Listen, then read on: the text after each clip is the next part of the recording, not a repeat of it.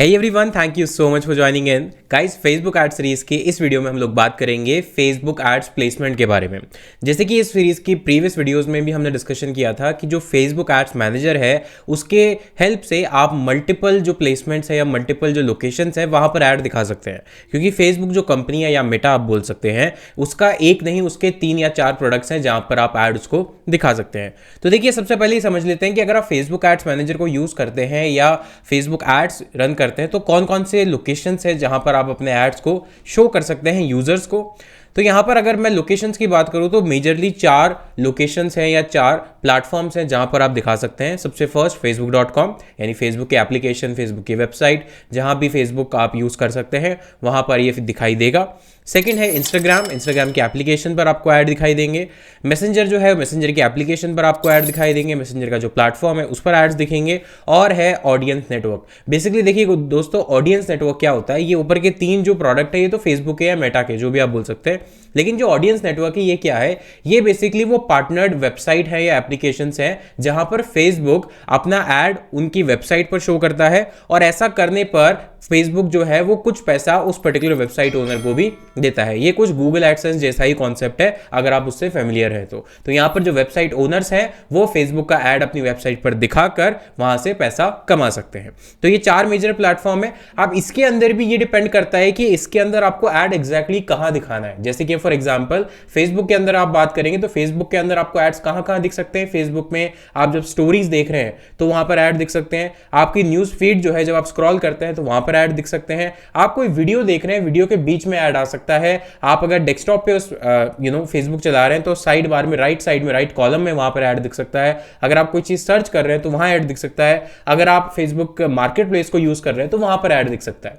इसी तरह से इंस्टाग्राम पे भी अलग अलग ऑप्शन हैं, मैसेंजर पे भी हैं और ऑडियंस नेटवर्क पे भी है। तो टोटल इन सबको मिलाकर कितने प्लेसमेंट्स अवेलेबल है हमारे पास और उन प्लेसमेंट्स को हम कैसे मैक्सिमम यूटिलाइज कर सकते हैं। पर दोस्तों, पहले एक डिस्क्लेमर मैं दूंगा कि यहां पर प्लेसमेंट की बात हम कर क्यों रहे हैं। कर इसलिए रहे हैं क्योंकि आपको ये जानना जरूरी है कि आपकी ऑडियंस एग्जैक्टली कहां आपका ऐड देख रही है और कौन सी लोकेशन पर। क्या वो स्टोरीज है, क्या वो न्यूज फीड है, क्या वो मार्केट प्लेस है, कौन सी पर्टिकुलर प्लेसमेंट से आपके पास ज्यादा आरओआई आता है। तो उससे होगा क्या कि यहां पर मान लीजिए अगर फॉर एग्जांपल 10 लोकेशन है जहां पर आपका ऐड दिख रहा है और उस 10 लोकेशन में जो रिजल्ट है वो सिर्फ 2 या 3 लोकेशन से आ रहा है, तो आप बाकी जो 7 लोकेशंस हैं या 7 प्लेसमेंट्स हैं उनको बंद कर सकते हैं या उन पर ऐड अपना शो करना बंद कर सकते हैं, पॉज कर सकते हैं, सो दैट आपका जो मैक्सिमम आरओआई है या मैक्सिमम बजट है वो वहीं स्पेंड होगा जहां से आपका रिटर्न आता है। तो ये इसीलिए जरूरी है। ये सारी चीजें जो मैं आपके साथ डिस्कस कर रहा हूं ये कहीं ना कहीं आगे चलकर ऑप्टिमाइजेशन के पर्पस से भी हमें काम आएगी। बट अगर आप अभी इस चीज को सीख लेते हैं, समझ लेते हैं, तो ये आपको काफी हेल्प करने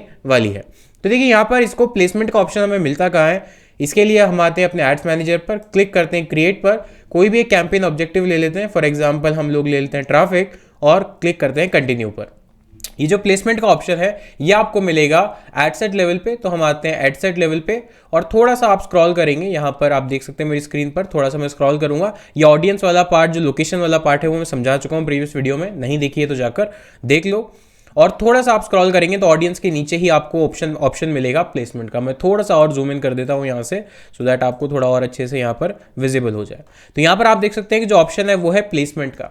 बाय डिफॉल्ट जब भी आप कैंपेन बनाते हैं तो 2 टाइप के प्लेसमेंट होते हैं। एक होता है ऑटोमेटिक प्लेसमेंट जो रिकमेंडेड है फेसबुक की तरफ से, और दूसरा होता है मैनुअल प्लेसमेंट। ऑटोमेटिक प्लेसमेंट में बेसिकली होता क्या है कि आपका जो भी आपने एड कॉपी बनाई है, उसका जो भी एस्पेक्ट रेशियो है, साइज है, सारी जितनी भी सेटिंग्स है, जो भी आपने ऑब्जेक्टिव लिया है, उसके बेस पर फेसबुक के एल्गोरिथम खुद से डिटेक्ट करती है कौन से जो एड प्लेसमेंट है वो आपके लिए बेस्ट होंगे। लेकिन आप इसको मैनुअली भी कंट्रोल कर सकते हैं। तो मैनुअल के लिए आपको करना क्या है, ऑटोमेटिक से इसको हटाकर मैनुअल पर क्लिक करना है। और मैनुअल पर जैसे आप क्लिक करेंगे तो यहां पर देखिए, यहां पर आपके सामने बहुत सारे ऑप्शंस आ गए। यहां पर कौन कौन से ऑप्शन है ये देख लेते हैं। सबसे पहले डिवाइस है। डिवाइस का मतलब है कि आपका जो ऐड है वो कहां कहां दिखेगा। क्या आपका ऐड जो है वो सिर्फ मोबाइल पर दिखेगा, यानी मोबाइल डिवाइसेस पर दिखेगा, या डेस्कटॉप पर दिखेगा, या फिर आप दोनों जगह दिखाना चाहते हैं। रिकमेंडेशन यही है कि डेस्कटॉप और मोबाइल दोनों डिवाइस पर दिखाया जाए, ताकि आप, क्योंकि आपको नहीं पता है ना एग्जैक्टली कि आपको किस पर्टिकुलर डिवाइस का यूजर जो है वो आपका कस्टमर बन जाए।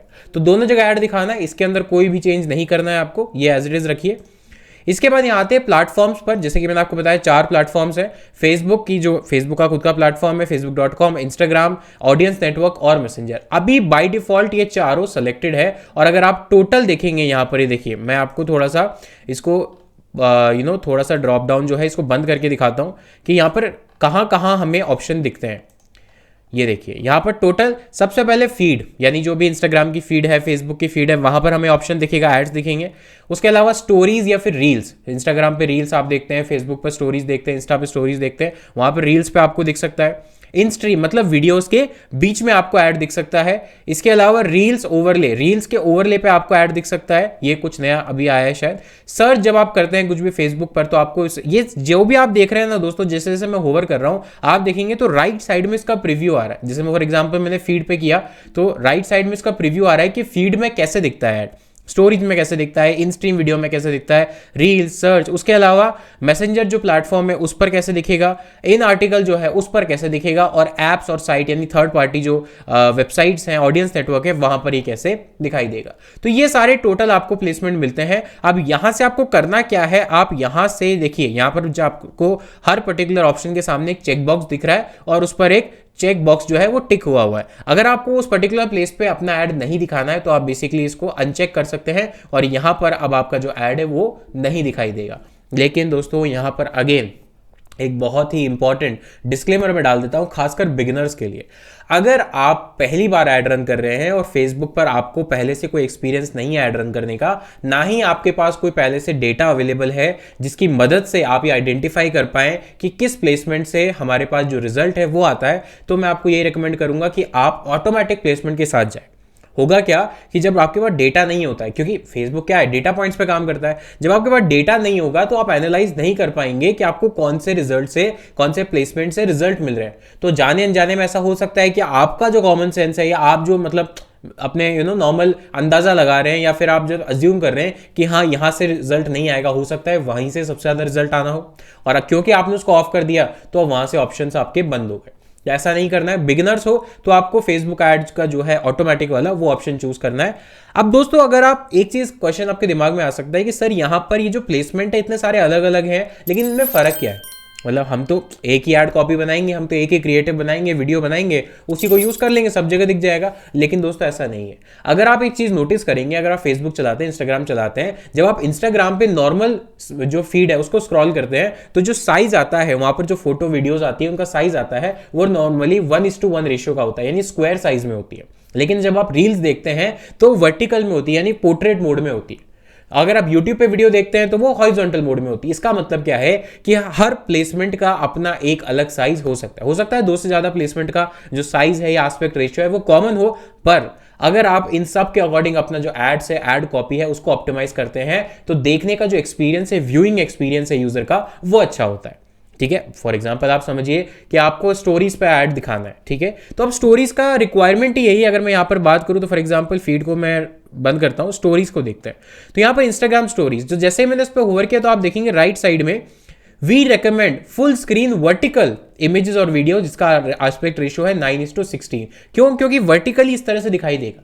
अब अगर मान लो आपने कोई और ओरिएंटेशन या फिर जो साइज है उसको चूज कर लिया तो हो सकता है ऊपर से ब्लैंक रह जाए, नीचे से ब्लैंक रह जाए, साइड से ब्लैंक रह जाए, तो वो अच्छा यूजर एक्सपीरियंस नहीं माना जाता। इसीलिए प्लेसमेंट के अकॉर्डिंग उनकी जो साइज है वो भी दी हुई है। आप किसी पे भी होवर करें, जैसे फेसबुक रील्स है इस पर ओवर करें ये भी दिखाई देगा, इंस्ट्रीम वीडियोस हैं यहां पर देखें तो यहां पर दिखाई देगा। यानी जो भी आप प्लेसमेंट चूज कर रहे हैं वहां पर ऑटोमेटिकली उसका जो साइज है वो फेसबुक आपको रेकमेंड करेगा। अब यहां पर अगर आप देखेंगे कि इतने सारे ऑप्शंस हैं, मैंने अगेन बोला कि ऑफ तभी करना है या मैनुअल के साथ तभी जाना है जब आपके पास डेटा हो। डेटा कैसे दिखाई देता है ये भी मैं आपको बताऊंगा अभी मेरे एक दूसरे ऐड अकाउंट में कि डेटा आपको कैसे विजिबल होता है। तो यहां पर देखेंगे तो ये सारे ऑप्शन है, इसके नीचे एक और ऑप्शन दिख रहा है शो मोर ऑप्शंस, इस पर क्लिक कीजिए तो यहां पर देखिए कुछ और एडवांस ऑप्शन भी हमें मिलते हैं। Specific mobile device and operating system, ये तो हो गया प्लेसमेंट की मोबाइल और डेस्कटॉप की बात, लेकिन आप स्पेसिफिक मोबाइल डिवाइसेस को भी टारगेट कर सकते हैं। तो फॉर एग्जांपल हमने एडिट क्लिक किया, अब देखिए यहां पर अगर आपका फॉर एग्जांपल कोई एप्लीकेशन है, आपकी कोई मोबाइल एप्लीकेशन है एंड्रॉइड यूजर्स के लिए, आईओएस के लिए नहीं है, तो अब आप आईओएस को यूजर को टारगेट करने का कोई सेंस नहीं बनता है, ठीक है, तो आप सिर्फ एंड्रॉइड डिवाइस को कीजिए। यानी ऐसे लोग जो मोबाइल में एंड्रॉइड वर्जन यानी एंड्रॉइड मोबाइल्स यूज करते हैं उनको मैं ऐड दिखाऊंगा। समझ में आ रही बात। मान लीजिए आपकी कोई iOS एप्लीकेशन है, एंड्रॉइड के लिए नहीं है, सिर्फ iOS पे दिखाइए, दोनों के लिए है तो आप दोनों पे दिखाइए। तो ये क्या है, ये बजट बचाने के तरीके, परफॉर्मेंस को इंक्रीज करने के तरीके, ऑप्टिमाइजेशन के तरीके जो मैं आपको बता रहा हूं, ये सारे एडवांस कॉन्सेप्ट है। उसके बाद नीचे देखिए, यहां पर फॉर एग्जांपल आप जब ऐड तभी दिखाना चाहते हैं जब only when connected to WiFi, कि जब पर्सन जो है वो वाईफाई से कनेक्टेड हो तभी आपका ऐड दिखेगा, पर ऐसा जरूरी नहीं है। मोबाइल डेटा भी अच्छा खासा चलता है आज के डेट में, तो ऐसा कुछ भी इसमें करने की जरूरत नहीं है।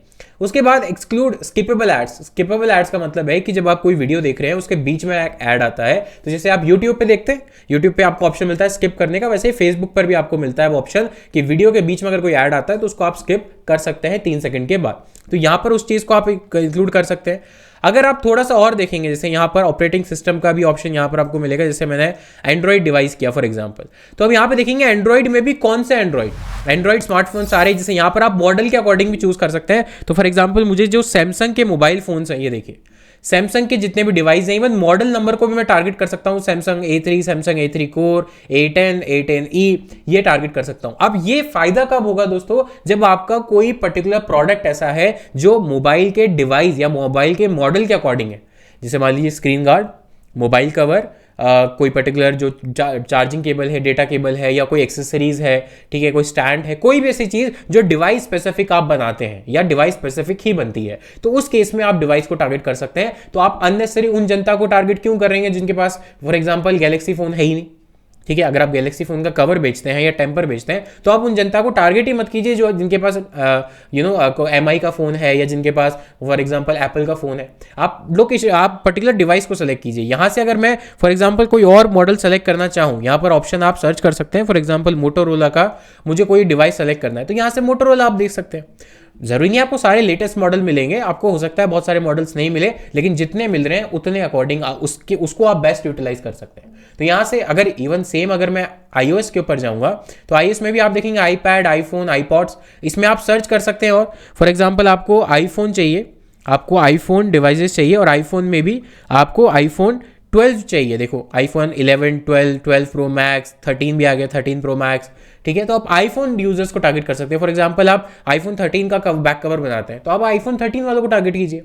समझ में आ रही बात। इस तरह से आप अपने डिवाइसेस को टारगेट कर सकते हैं, यूजर्स के डिवाइसेस को टारगेट कर सकते हैं, प्लस उनका जो ऑपरेटिंग सिस्टम है वो भी यहां से देख सकते हैं, क्योंकि एंड्रॉइड हो या iOS हो, सबका ऑपरेटिंग सिस्टम होता है। तो आप यहां से देख सकते हैं कि एंड्रॉइड का मिनिमम वर्जन कितना होना चाहिए। देखिए जैसे यहाँ पर जेली बीन, किटकैट, लॉलीपॉप, कितना मिनिमम वर्जन होना चाहिए और मैक्सिमम कितना होना चाहिए, तो ये भी आप टारगेट कर सकते हैं। फॉर एग्जांपल आपकी कोई मोबाइल एप्लीकेशन है, अब वो मोबाइल एप्लीकेशन जो है वो एंड्रॉइड में 5.0 से नीचे रन ही नहीं करती है, सपोर्ट ही नहीं करती है, तो आप ऐसे डिवाइस को टारगेट ही मत कीजिए, सिर्फ उन्हीं डिवाइस को टारगेट कीजिए जो 5.1 से अबव है।